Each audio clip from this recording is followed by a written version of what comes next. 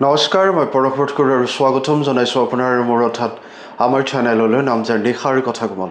আশা কৰোঁ আপোনালোকৰ দিনটো খুবেই সুন্দৰভাৱে অতিবাহিত হ'ল। মটকসকল হৈছে অসমৰ অন্যতম বৃহৎ আৰু বিশিষ্ট সম্প্ৰদায়, যাৰ এক সমৃদ্ধ সাংস্কৃতিক ঐতিহ্য আৰু এক স্বতন্ত্ৰ ঐতিহাসিক পৰিচয় আছে। তিনিচুকীয়া, ডিব্ৰুগড়, শিৱসাগৰ, লখিমপুৰ, ধেমাজি, যোৰহাট আৰু বিশ্বনাথকে ধৰি ৰাজ্যখনৰ কেইবাখনো জিলাত এই সম্প্ৰদায়ৰ উল্লেখযোগ্য উপস্থিতি আছে। সম্প্ৰদায়টো মায়ামাৰা সত্ৰৰ শিষ্যসকলৰ দ্বাৰা গঠিত এক সামূহিক পৰিচয় হিচাপে বিকশিত হৈছিল, য'ত মৰাণ, চুতীয়া, কছাৰী আৰু আহোমৰ দৰে বিভিন্ন জনজাতি আৰু জাতিৰ লোক অন্তৰ্ভুক্ত আছে। ঐতিহাসিকভাৱে মোৱামৰীয়া নামেৰে জনাজাত মটকসকলে 18 শতিকাত আহোম ৰাজ্যৰ বিৰুদ্ধে এক বৃহৎ বিদ্ৰোহ আৰম্ভ কৰিছিল, যাৰ ফলত অৱশেষত সৰ্বানন্দ সিংহৰ নেতৃত্বত এক স্বায়ত্তশাসিত মটক ৰাজ্য গঠন হৈছিল। বিগত বছৰবোৰত মটক সম্প্ৰদায়ে অসমৰ সামাজিক সাংস্কৃতিক উন্নয়নত যথেষ্ট অৱদান আগবঢ়াইছে। শেহতীয়া দশকবোৰত অসমৰ ৰাজনৈতিক দৃশ্যপট, বিশেষকৈ অসমৰ নিৰ্বাচনী ৰাজনীতি, 6টা প্ৰধান সম্প্ৰদায়ৰ অনুসূচিত জনজাতি বা STৰ মৰ্যাদাৰ দাবী আৰু ভাৰত চৰকাৰৰ পৰা সাংবিধানিক স্বীকৃতি লাভৰ বাবে হাতত লোৱা আন্দোলনৰ দ্বাৰা যথেষ্ট প্ৰভাৱিত হৈছে।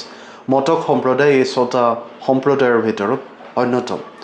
আজিৰ খণ্ডটোত মটক সম্প্ৰদায়ৰ আৰ্থ-সামাজিক বৈশিষ্ট্যসমূহ বিশ্লেষণ কৰাৰ লগতে তেওঁলোকৰ সামাজিক আৰু ৰাজনৈতিক গতিপথক প্ৰভাৱিত কৰি থকা বিভিন্ন পৰিচয় সম্পৰ্কীয় প্ৰত্যাহ্বান আৰু আকাংক্ষাসমূহ অন্বেষণ কৰাৰ চেষ্টা কৰিম।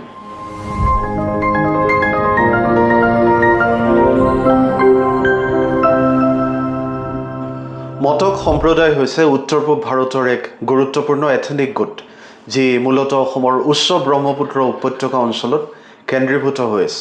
সম্প্ৰদায়টোৰ উৎপত্তি, পৰিচয় আৰু সাংস্কৃতিক ঐতিহ্যৰ সৈতে সম্পৰ্কিত এক সমৃদ্ধ ঐতিহাসিক ঐতিহ্য আছে। আহোম ৰাজ্যৰ বিপৰীতে মটকসকলে অৱশ্যে লিখিত ইতিহাস ৰচনাৰ এক সুবিকশিত পৰম্পৰা বজাই ৰাখিব পৰা নাছিল। ফলস্বৰূপে তেওঁলোকৰ উৎপত্তি আৰু ঐতিহাসিক বিৱৰ্তন সম্পৰ্কীয় বেছিভাগ তথ্য আহোম ইতিহাস আৰু অন্যান্য ঐতিহাসিক উৎসৰ পৰা আহৰণ কৰা হৈছে। মটক শব্দটোৱে মংগোলীয় মূলৰ লোকসকলৰ এটা পৃথক গোটক বুজায় বুলি বিশ্বাস কৰা হয়, যিসকলে উচ্চ অসমৰ কিছু অংশত বাস কৰিছিল। গোলাপ চন্দ্ৰ বৰুৱাই তেখেতৰ আহোম বুৰঞ্জীত উল্লেখ কৰিছে যে ৰজা চুকাফাই টিপামৰ পৰা এটা মটক পৰিয়াল লৈ আহিছিল। ইতিবৃত্ত অনুসৰি এই পৰিয়ালে প্ৰথমতে ৰজাক এক পৰম্পৰাগত সামগ্ৰী বিঞ্জাল যোগান ধৰিছিল। এই মটক পৰিয়ালৰ মুৰব্বীৰ সহায়ত চুকাফাই নগাসকলৰ বিৰুদ্ধে সামৰিক অভিযান আগবঢ়াই লৈ গৈছিল আৰু তেওঁৰ সেৱাত প্ৰভাৱিত হৈ ৰজাই পিছলৈ তেওঁক লানমাখ্ৰু উপাধি প্ৰদান কৰিছিল। লানমাখ্ৰু আছিল অসমৰ মটক আৰু আহোম সম্প্ৰদায়ৰ ঐতিহাসিক আৰু সাংস্কৃতিক পৰম্পৰাৰ এগৰাকী বিশিষ্ট ব্যক্তি। ইতিবৃত্তত লিপিবদ্ধ কৰা হৈছে যে চুকাফাই চুতীয়া, কছাৰী, মটক, বৰাহী, নগা আৰু খামতি সকলোকে ধৰি কেইবাটাও গোটক জয় কৰিছিল, যাৰ ফলত তেওঁলোকৰ কৰ পৰিশোধৰ বিনিময়ত তেওঁলোকৰ সামাজিক আৰু সাংস্কৃতিক স্বতন্ত্ৰতা বজাই ৰাখিবলৈ সক্ষম হৈছিল। আহোম ঐতিহাসিক নথিপত্ৰত মটকসকলক ফুকাও বুলিও উল্লেখ কৰা হৈছে, যাক টাই লোকসকলৰ এটা উপগোট বুলি গণ্য কৰা হয়। ঐতিহাসিক প্ৰমাণ অনুসৰি মটকসকল মংগোলীয় মূলৰ আৰু আহোমসকলৰ আগমনৰ পূৰ্বে অসমত বসতি স্থাপন কৰিছিল। কেইবা শতিকা ধৰি তেওঁলোকৰ নিজৰ ৰীতি নীতি, পৰম্পৰা, বিশ্বাস আৰু সামাজিক প্ৰতিষ্ঠানৰ দ্বাৰা চিহ্নিত এক পৃথক সামাজিক সাংস্কৃতিক পৰিচয় ৰক্ষা কৰি আহিছে। গুৰুত্বপূৰ্ণ সামাজিক আৰু ৰাজনৈতিক পৰিৱৰ্তনৰ মাজেৰে পাৰ হোৱা স্বত্বেও মটক সম্প্ৰদায়ে তেওঁলোকৰ অনন্য সাংস্কৃতিক ঐতিহ্য বজাই ৰাখিছে, যি অসমৰ বৈচিত্ৰ্যময় জাতিগত দৃশ্যপটৰ এক অবিচ্ছেদ্য অংশ গঠন কৰে। মটক সম্প্ৰদায়ৰ সামাজিক গাঁথনি স্বতন্ত্ৰ আৰু সুসংগঠিত। পৰম্পৰাগতভাৱে মটক সমাজ পৰিয়াল, বংশ আৰু খেল বা গোত্ৰক লৈ গঠিত তিনি স্তৰৰ ব্যৱস্থাৰ ওপৰত আধাৰিত। পৰিয়ালটোৱে মৌলিক সামাজিক গোট গঠন কৰে, যি ক্ৰমান্বয়ে এটা গোত্ৰলৈ সম্প্ৰসাৰিত হয়। আনহাতে কেইবাটাও গোত্ৰই একেলগে এটা খেল গঠন কৰে।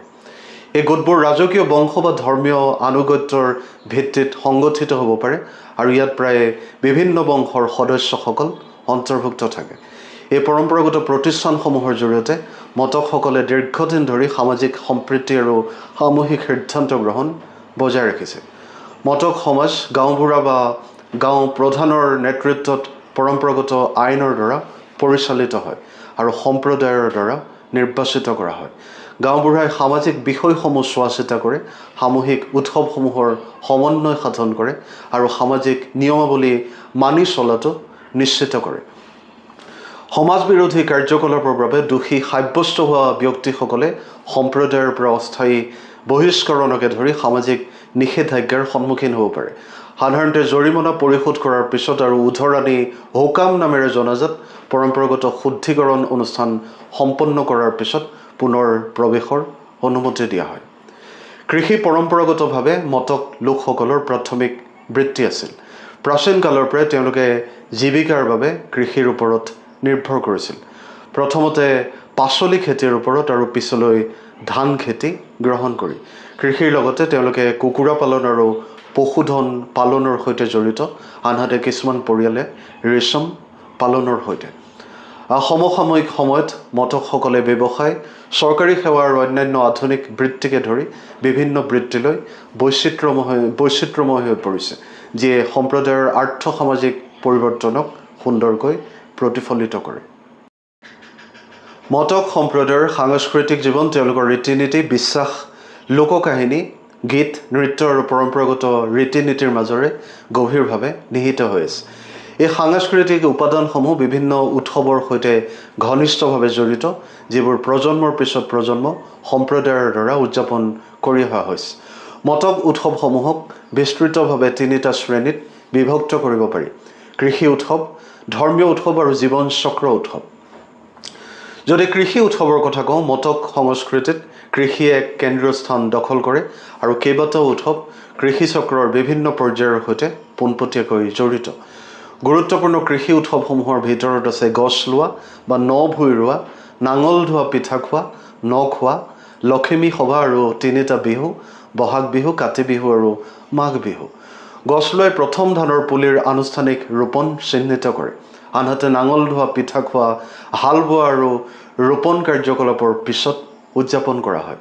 নতুনকৈ চপোৱা চাউলৰ ব্যৱহাৰক চিহ্নিত কৰিবলৈ ন খোৱা পালন কৰা হয়। লক্ষ্মী দেৱীক পূজা কৰিবলৈ আৰু কৃষিৰ সমৃদ্ধি বিচাৰিবলৈ শস্য চপোৱা ঋতুৰ পিছত লখিমী সভা কৰা হয়।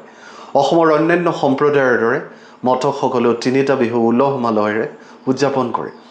ধৰ্মীয় আৰু জীৱন চক্ৰ উৎসৱসমূহলৈ যদি আহোঁ, মটক সম্প্ৰদায়ে তেওঁলোকৰ সমৃদ্ধ সাংস্কৃতিক পৰম্পৰাক প্ৰতিফলিত কৰা কেইবাটাও ধৰ্মীয় আৰু জীৱন চক্ৰ উৎসৱো পালন কৰে।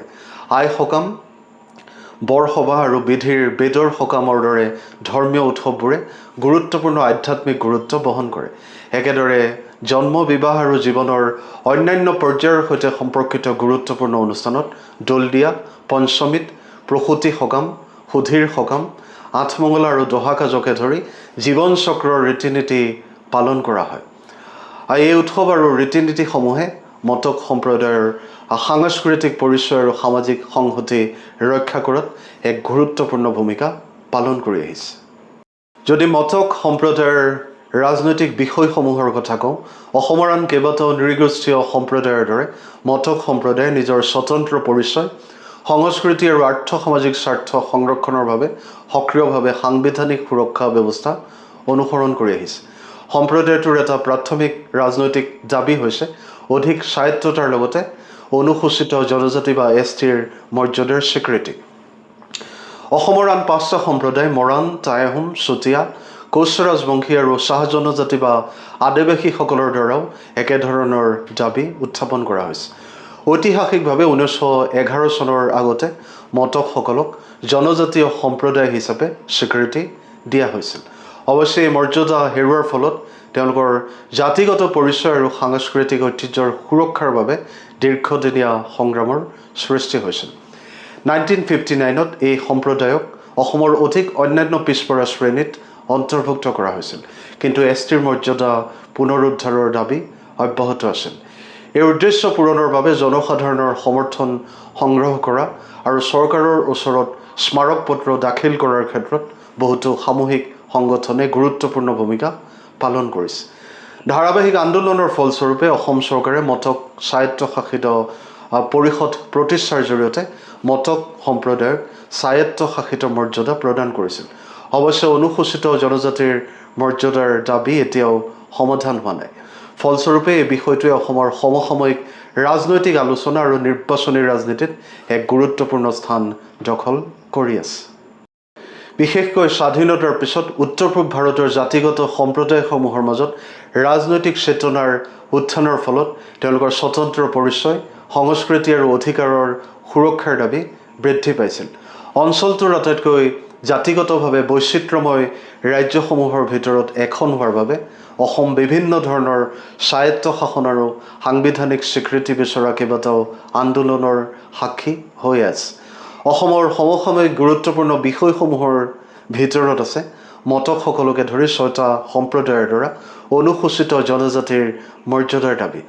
আৰম্ভণিতে সামাজিক সাংস্কৃতিক উদ্বেগৰ ওপৰত কেন্দ্ৰীভূত এই আন্দোলনবোৰে ক্ৰমান্বয়ে এক ৰাজনৈতিক চৰিত্ৰ গ্ৰহণ কৰিছিল, কিয়নো সম্প্ৰদায়সমূহে তেওঁলোকৰ সামগ্ৰিক বিকাশ আৰু প্ৰতিনিধিত্বৰ বাবে সাংবিধানিক সুৰক্ষাৰ গুৰুত্ব স্বীকাৰ কৰিছিল। অসমৰ দৰে বহুজাতিক সমাজত ভাষিক, সাংস্কৃতিক আৰু জাতিগত পৰিচয়ৰ সুৰক্ষা এক গুৰুত্বপূৰ্ণ গণতান্ত্ৰিক চিন্তা হৈ আছে। স্বতন্ত্ৰ ঐতিহাসিক পটভূমি আৰু সাংস্কৃতিক ঐতিহ্যৰ সৈতে মটক সম্প্ৰদায়ে নিজৰ পৰিচয় ৰক্ষা কৰিবলৈ আৰু ইয়াৰ আৰ্থ-সামাজিক উন্নতি নিশ্চিত কৰিবলৈ স্বীকৃতি আৰু সাংবিধানিক সুৰক্ষা বিচাৰি আছে। সেয়েহে অধিক ৰাজনৈতিক স্বীকৃতিৰ দ্বাৰা সম্প্ৰদায়ৰ সমসাময়িক আকাংক্ষাৰ এক গুৰুত্বপূৰ্ণ দিশ হৈ আছে। এই কথাৰে আজিৰ এই খণ্ডটো সামৰিছোঁ। আশা কৰোঁ আপোনালোকে আদৰি ল'ব। লগতে আপোনালোকৰ মতামত আগবঢ়াব আৰু চেনেলটো নিশ্চয়কৈ ছাবস্ক্ৰাইব আৰু ফ'ল' কৰিব। পুনৰ লগ পাম এক নতুন আৰু আকৰ্ষণীয় বিষয়ৰ সৈতে। ভগৱানে আপোনালোক সকলোৰে মংগল কৰক। আজিলৈ আহোঁ। শুভৰাত্ৰি। ধন্যবাদ।